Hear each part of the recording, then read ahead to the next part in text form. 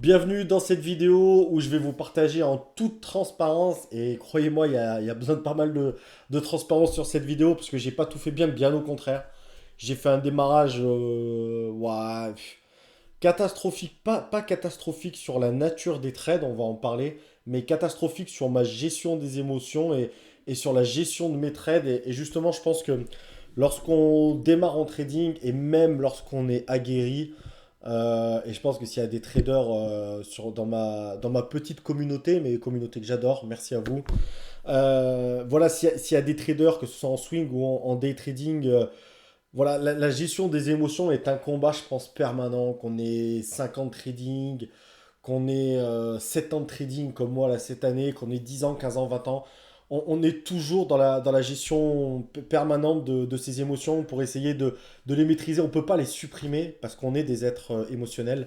On ne peut pas les supprimer, mais on est dans la gestion en permanence des émotions. Et c'est ce que je vais vous partager, la gestion calamiteuse que j'ai fait en début de séance. Alors avec l'expérience, j'arrive à les reconnaître assez rapidement. Ça ne veut pas dire que je ferai pas de dinguerie dans l'année, voire même dans le mois, voire même demain. On n'est pas à l'abri d'un tilt, comme ils disent dans le poker. On n'est pas à l'abri d'un moment où, parce qu'on est plus fatigué, parce qu'on n'est pas dans les meilleures conditions, parce qu'on se fait un peu retourner par le marché et que ce jour-là, on n'aime pas ça. Et qu'on veut se refaire et qu'on parte après dans la frustration, dans ceci, cela. Enfin bref, on va parler de tout ça. Avant d'attaquer, petit point important, et là vraiment soyez attentifs sur mon point du marché aujourd'hui, parce qu'en fait il va assez bien résumer ce qui s'est passé. Vous allez comprendre du coup toujours dans quel contexte je prends mes trades, parce que ma boussole en tant que day trader sur le marché des actions US, c'est l'indice phare de ce marché, enfin les deux indices phares. L'indice phare numéro un, c'est le S&P 500 qui est ici, et l'indice phare numéro 2, c'est le Nasdaq 100 qui regroupe les entreprises technologiques, hein. Et pour rappel, le S&P 500 qui regroupe tout simplement la cotation des 500 plus grosses entreprises cotées en bourse aux États-Unis. Aujourd'hui, une journée de record, hein, vous le voyez en direct, on est sur un New Time Heights, un ATH, comme disent les anglophones. Donc voilà, quoi dire de spécial, on a voilà, la bourse américaine qui continue son roche haussier, mais là où c'est plus intéressant, c'est en intraday aujourd'hui, c'est-à-dire que là, quand on regarde, on a le S&P 500 qui ouvre ici, hein, on est passé en bougie en minutes. On a le S&P 500 qui ouvre ici et qui est, malgré son gap haussier, qui a un train de baissier, ça c'est important de le comprendre, hein, sur de l'intraday, qui a un train de baissier sur les quasi 40 premières minutes, hein, qui va même taper, donc là, qui fait un nouveau plus bas ici, qui remonte, là je me dis enfin, le marché se retourne, on va repartir à l'hausse, finalement non, il revient tester une deuxième fois le bottom du jour, presque une troisième fois avant de partir finalement, et c'est la même chose sur le Nasdaq d'ailleurs, avant de partir finalement dans la tendance du gap et de profiler, en tout cas sur cette matinée aux US, un gap and go avec des nouveaux plus hauts. Et pourquoi je dis que c'est important? Parce que notamment sur cette partie-là où enfin le marché se retourne, casse à la hausse et part véritablement dans le sens du gap, c'est là que je prends le trade sur Nvidia et on en reparlera. On commence d'abord la séance par un trade qui m'a mis mal. Pourtant, c'est un bon trade et vous allez le voir, c'est un trade sur Tesla. Tesla qui est le graphique, donc du coup en bas à droite, c'est un trade sur Tesla, un bon trade. Je vais avancer un petit peu parce que je crois que je ne l'ai pas pris tout de suite, tout de suite. Non. Là, vous voyez Tesla qui ouvre en gap d'à peu près 1,5%. C'est pas le plus gros gap, mais j'aimais beaucoup de Tesla en daily, et c'est la seule sur les 5-10 premières minutes qui va m'offrir, pour ceux qui me suivent et qui regardent mes vidéos, qui va m'offrir cette configuration de gap and go avec une bougie verte qui va venir casser les précédentes et qui va repartir dans le bon sens et qui va même amener un nouveau plus haut. Donc tout est réuni pour acheter Tesla. Je vais acheter Tesla au-dessus des 188,50 $. Pour moi, c'est vraiment le niveau qui est le niveau décisif. Au-dessus des 188,50 $, je vais acheter Tesla. Mais comme je suis au-dessus, vous ne le voyez pas sur Roblox en même temps, je loupe cette cassure. D'ailleurs, je prends ni la cassure de Roblox, ni la cassure de Tesla, qui va vraiment être franche et nette. Mais l'action va me laisser l'opportunité de revenir au prix auquel je l'aurais acheté, puisque vous verrez, elle va casser les 188,50 $, elle va revenir dessus pour ensuite repartir. Et je ne veux pas avancer parce que je ne sais plus à quel moment elle casse, je pense que ça va vraiment pas tarder. Et c'est à ce moment-là que je vais là. Voilà. Là, elle casse les 188,50 $. Je le loupe, je suis pas dessus, malheureusement. Et là, voilà, elle m'offre une opportunité, hein, pause. Donc, elle revient sur les 188,50 $. Donc là, pour moi, j'achète 150 titres à 188,50 $. L'objectif, c'est d'aller chercher. J'ai un stop en dessous des 187,25 $, je dirais. Et l'objectif, c'est d'aller chercher les 190 $. Donc, je risque à peu près 150, 170 $ pour aller chercher, je pense, quasi 200 $ si elle va taper jusqu'aux 190 $. Donc voilà, et malheureusement, elle va se retourner violemment. Ouais, voilà. Elle se retourne violemment. Alors là, première chose, très bien, je sors vite, je sors tout de suite à mon stop.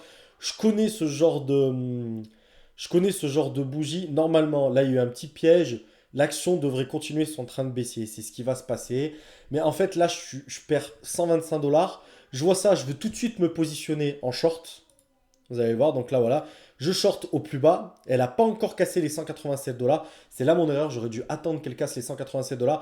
Et du coup, je vais me retrouver. Donc j'ai déjà perdu 125 $ sur le premier trade. Là, on a l'action qui tape les 187 $ mais qui remonte. Et là, je commence à me sentir baladé. Parce que vous verrez, elle va remonter. Hop. Elle va remonter, elle va remonter. Et là, à ce moment-là, regardez, je perds 240 $ en même pas 3 minutes de trade. J'ai peur que l'action me balade, c'est-à-dire qu'elle remonte et que finalement elle aille retaper, qu'elle ait fait un peu n'importe quoi. On a beaucoup de volatilité sur Tesla à ce moment-là. Et qu'elle aille finalement dans l'autre sens vers les 190 $. Donc émotionnellement, je suis pas bien à ce moment-là. Je le sens. Je le sens que je suis pas bien. Je suis en train de me dire, bah autant en 2 3 minutes, je vais flinguer ma séance. C'est-à-dire que je vais, autant si elle part au-dessus des 188 $ qui est mon stop, 188,50 $ même, je vais me retrouver à perdre quasi 300 $ sur le premier trade, ce qui est, enfin sur les deux premiers trades, ce qui est assez inadmissible, je trouve. Autant le premier trade a été bien géré, autant le deuxième, je perds complètement mes moyens. Et pourquoi? Parce qu'en fait, je l'ai pris trop tôt. J'étais dans un revenge trade, c'est-à-dire vraiment dans un trade où je veux me refaire, de revanche. Ouais, j'ai perdu 125 $. Tesla, finalement, il se retourne, il me donne une bonne indication. En fait, il faut aller dans l'autre sens, trop, trop rapide. J'aurais dû faire une pause de quelques secondes. Là, j'ai tradé l'un sur l'autre avec 10 secondes d'écart à peine, en réalité. Et du coup, je suis plus dans la gestion des émotions. Je suis complètement soumis à mes émotions, à la peur que ça remonte, que je perde 300 $. Donc là, j'espère qu'une chose, en réalité, à ce moment-là, bah, c'est un, que ça n'aille pas au-dessus des 188,50 $ parce que je perdrais quasi 3, ouais, je perdrais 300 $, voire un petit peu plus. Ça me mettrait très mal. J'aurais une décision difficile à prendre. Soit j'arrête ma séance, soit je fais une petite pause d'une demi-heure pour me calmer, me remettre de ces émotions, essayer de faire un troisième trade. Parce que normalement, c'est au bout de 3 mois, dans mon money management en tout cas, c'est au bout de 3 trades perdants d'affilée que j'arrête. Que j'arrête ma séance, qui me fait que avec des trades moyens autour de 150 $ de risque, voilà, à partir de 450 $ de perte, j'arrête. Je dois arrêter 3 trades perdants d'affilée, 450 $ de perte. Je plie le game, on arrête la session et c'est dans ces moments-là qu'il faut être fort. C'est quand on est proche de ça, parce qu'on a toujours au fond envie de se refaire et c'est là qu'on fait la différence. C'est là qu'on devient régulier, c'est là qu'on devient performant en trading. Si on arrive à gérer ces moments de drawdown, ces moments où on n'est pas bien, on fait des mauvaises séances, ça arrive, ça m'arrivera et ça va m'arriver d'ailleurs. Et ça a commencé aujourd'hui avec ce début pas bon. Donc en fait, j'ai envie de qu'une chose pour me remettre de mes émotions, c'est qu'elle retourne vers les 187 $, même si elle est casse, même si. Et de sortir flat de ce trade parce que j'ai fait un mauvais trade et surtout je sens que je suis pas en capacité de le gérer. Et même si ça. Et d'ailleurs, ça va aller, en fait, il y avait toutes les indications. J'avais raison sur ce deuxième trade, sur le principe, mais je l'ai pris trop tôt. J'aurais dû attendre, je vais vous dire à quel moment. Donc j'aurais dû attendre là sur Tesla. Bah voilà, là je me serais posé. Et là, je m'étais dit, là, si j'avais pas pris le trade, à la cassure des 187 $, là, je me positionne. On a un stop très clair au-dessus des 188 $. Donc, j'aurai 150 $ de risque pour aller chercher 186 $, voire même sur un retournement comme ça, les 186,50 $.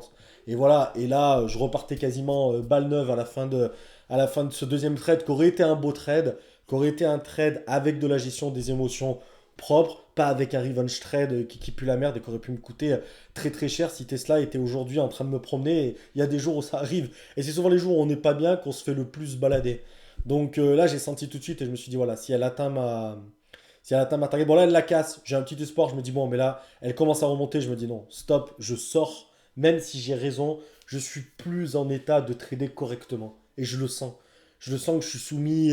Là, si ça repart au-dessus des 187,50 $, je suis plus en état. Et tant pis si derrière elle part dans le bon sens. J'ai préféré sortir flat, donc je perds 124 dollars sur Tesla, qui est la perte du premier trade. Et là, je sors propre et voilà quoi. Et à partir de là, on peut continuer la séance de trading. Donc c'est à ce moment-là que je perds le contrôle, que j'arrive à reprendre le dessus. Ensuite, je prends un trade. Ensuite, il va y avoir un trade exceptionnel sur Nvidia. Un trade que je jugerai de moisi sur Snap, je vais vous l'expliquer rapidement. Donc Snapchat, qui est l'action à côté de Tesla, hein, sur le graphique en bas à gauche. Donc Snapchat, on est là. Bah voilà, là je me dis qu'on part sur un gap and go pour aller vers les 11,50 $. Mais en vrai, Snapchat, elle a assez peu de volatilité. C'est une action qui aime bien traîner en longueur. Je le sais, je pense que j'aurais même pas dû la mettre dans ma watchlist en réalité. Et j'ai un stop au-dessus des 11 dollars, au-dessus des 12 dollars, pardon. Et voilà, pour à peu près 70-80 dollars de perte pour aller chercher éventuellement 150. Bon risque reward de 1 pour 2. J'ai baissé un peu mon risque, hein, vous voyez, je suis sur 80 dollars. Bah parce que pour toutes les raisons que j'ai dites, c'est que Snapchat, c'est pas mon action préférée. Et d'ailleurs, pour ça, je trouve que j'aurais même pas dû la trader. Voilà, je perds 80 dollars sur Snapchat. Donc voilà, ça fait à peu près combien de temps? Ouais, une demi-heure que le marché a commencé. On perd 204 dollars, ce qui n'est pas dramatique, mais j'ai plus le droit à l'erreur. J'ai deux trades perdants. Il me reste un troisième et dernier trade perdant. Et sinon, on boucle la séance. Donc, soit je vais finir autour on a 200 dollars de perte, 350, 400 dollars de perte. Soit j'arrive à retourner. Et j'ai eu la superbe opportunité pour ça. Pour deux raisons. Vous voyez ici Nvidia, qui est le graphique en haut à gauche. Hop, pause, parce que celle-là, elle va être très importante. Vous allez voir, elle m'a fait pas mal galérer quand même. Donc, on a le marché qui commence à se retourner. Alors, au moment où je prends le trade, pas tout de suite. On est sur la troisième, la petite troisième descente. Mais là, j'ai une conviction personnelle que le marché est haussier et qui va partir à la hausse. Donc, je pars sur Nvidia, qui en ce moment est un excellent candidat pour les achats. Nvidia qui explose tout. Et en plus, elle a une très belle configuration technique. C'est surtout ça. Elle a commencé ici sans gap. Elle est descendue. Elle est remontée un V magnifique technique, magnifique configuration technique de retournement. Un V typique où elle casse son plus haut du jour. Elle est montée jusqu'aux 691 dollars. Là, elle redescend un petit peu, pas étonnant, petit pullback. Donc je pense qu'elle va remonter et qu'elle va aller taper allez, pour moi, au moins les 193 dollars. Donc je pense qu'il y a 4 dollars à prendre. À 50 titres, il y a 200 dollars à prendre. Et du coup, j'ai un stop qui est au niveau des 685 dollars. Alors c'est important ce que je vais dire. Je vais laisser dérouler. J'ai un stop qui est au niveau des 685 dollars. Mais c'est pas 685 dollars net. C'est pour ça que, c'est-à-dire pile. C'est pas 685 dollars 00. Pourquoi? Parce que déjà, on le voit, Nvidia a une action telle que c'est pas une action qui s'arrête pile poil sur des chiffres ronds. Donc il faut avoir, même s'il pousse, là, mine de rien, voilà, il faut avoir des stops un peu larges. Donc mon stop est en dessous des 685 dollars. Là, on a la bougie qui fait qu'elle tape les 685 dollars, qu'elle les casse un petit peu et qu'elle remonte. Là, pour moi, j'ai mon stop. Si elle repasse en dessous de ce niveau-là, eh ben, je pars, j'encaisse à peu près, je pense, 200. Ouais, c'est ça. J'encaisse mes 200 dollars de perte. Et ben, tant pis, journée de merde, ça arrive. Et voilà. Et si elle repart, par contre, vers mon niveau d'achat, qu'en plus de ça, et ça c'est important, combiné au fait donc que le marché, c'est ce qui va se passer, casse un nouveau plus haut et part à la hausse, là il y a tout pour même renforcer ma position. Et donc c'est ce que je vais faire. Là je vais patienter, voilà. Comme je le dis, en dessous de cette bougie-là, là cette fois-ci je sors parce que je pense qu'il n'y a plus de retournement possible. Et l'action, tout doucement, va retourner vers mon prix d'achat. Et dès lors qu'elle va s'approcher, et surtout qu'à ce moment-là, je vois le marché également qui se retourne, qui va vers des nouveaux plus hauts, qui va casser son plus haut du jour, et voire même son plus haut ever. Du coup, là, je vais renforcer 50 titres. Vous allez le voir, je vais passer à 100 titres. Voilà, j'ai renforcé maintenant. Donc, on a 100 titres avec un prix d'achat à 188 dollars. 91, là j'ai un stop clair, hein, pour moi qui est juste en dessous de ce niveau-là. Là je vais pas attendre ici. Là si elle redescend en dessous de ce niveau-là, c'est que malheureusement ça y va pas. Donc je risque à peu près 200 dollars de risque pour aller chercher mes 693 dollars. Pour aller chercher ces 400 dollars. Donc j'ai eu un super trade avec un magnifique risque reward. On est sur du 1 pour 2. C'est pas souvent que j'ai des risques reward de 1 pour 2. On est sur du 1 pour 2, on a tout avec nous, une belle configuration technique, le marché qui y va. Et là, donc, je vais attendre sagement les 693 dollars. J'aurais presque pu attendre un peu plus, mais c'est mon objectif. Vu le début de séance que je fais, je suis très très heureux de finir en positif à ce moment-là. Et voilà, on finit donc à 404 dollars de gain sur Nvidia pour une séance qui finit finalement à 200 dollars de gain tout rond. Je vous remets un petit peu le portefeuille, voilà, 200 dollars de gain tout rond. Et on s'en sort bien à l'expérience, je dirais. On a réussi à reprendre le dessus. Mais en début de séance, on a perdu un peu pied. Donc, warning par rapport à ça pour moi. Faire très attention à cette gestion des émotions qu'aurait pu me coûter si Tesla avait eu envie de repartir à la hausse, qu'aurait pu me coûter très cher dès le début de séance. Et je pense que j'aurais eu du mal à m'en remettre. Donc voilà, merci beaucoup d'avoir suivi cette vidéo qui j'espère est pleine d'enseignements pour vous. Surtout si vous voulez vous mettre au trading ou si vous êtes en train de trader. Et voilà, merci beaucoup et à bientôt pour une nouvelle vidéo. Mince.